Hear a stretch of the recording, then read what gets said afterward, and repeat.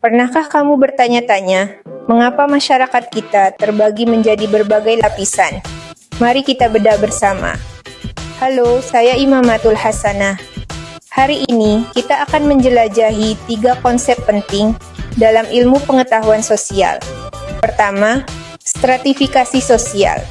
Ini adalah cara masyarakat kita dibagi berdasarkan status, kekayaan, dan prestis. Kedua, diferensiasi sosial. Proses ini membentuk perbedaan peran dan fungsi yang saling mengisi di tengah kita. Dan ketiga, mobilitas sosial. Perpindahan status sosial yang menunjukkan bahwa perubahan itu dimungkinkan. Memahami ini membantu kita melihat dunia lebih luas.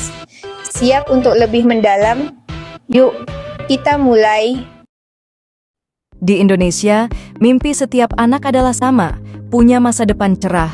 Namun, akses ke pendidikan dan kesehatan yang setara masih menjadi tantangan bagi banyak orang. Stratifikasi sosial membuat perbedaan ini semakin nyata, membentuk 2 realitas yang berbeda dalam satu negara. Tapi harapan tumbuh ketika keberagaman kita bersatu, bukan sebagai pemecah, tapi sebagai pengikat untuk menciptakan kesempatan. Mari ciptakan Indonesia di mana setiap individu, tanpa memandang latar belakangnya, punya akses yang setara untuk berkembang. Bersama, kita wujudkan masa depan yang lebih adil. Pernahkah kamu berpikir bagaimana masyarakat kita terorganisir?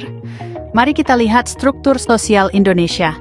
Inilah stratifikasi sosial. Sederhananya, lapisan masyarakat berdasarkan status, ekonomi, dan akses terhadap sumber daya. Lalu, ada diferensiasi sosial. Pembagian tugas dan peran yang beragam, membentuk keanekaragaman masyarakat kita. Dari Sabang sampai Merauke, keberagaman suku, budaya, dan agama kita menjadi harta karun yang tak ternilai.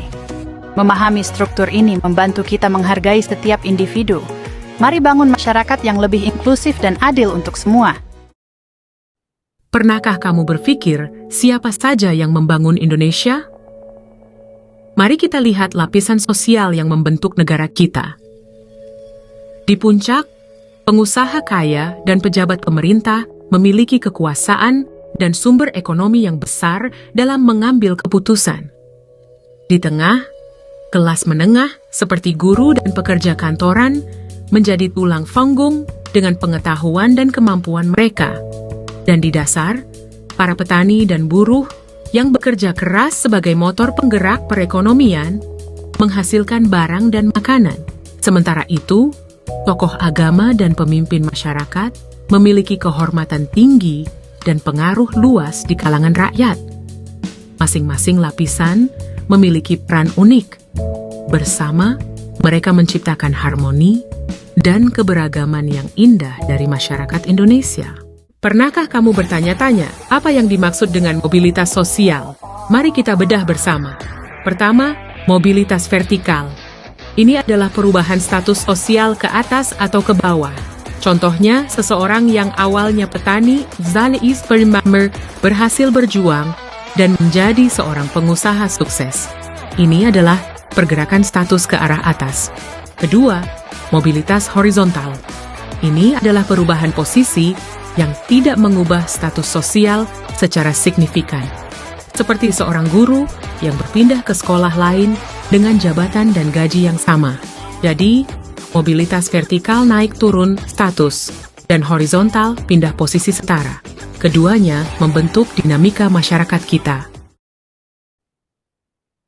Mengapa masyarakat kita begitu beragam? Mari kita bedah konsep stratifikasi dan diferensiasi sosial di Indonesia. Stratifikasi sosial menunjukkan pelapisan vertikal masyarakat, dibentuk oleh kekayaan, kekuasaan, dan prestis yang tidak merata. Sementara itu, diferensiasi sosial adalah keragaman horizontal kita, terlihat dari etnis, agama, profesi, hingga gender yang membentuk masyarakat majemuk kita. Namun, mobilitas sosial melalui pendidikan dan kesempatan ekonomi yang setara adalah kunci untuk menyeimbangkan papan permainan ini.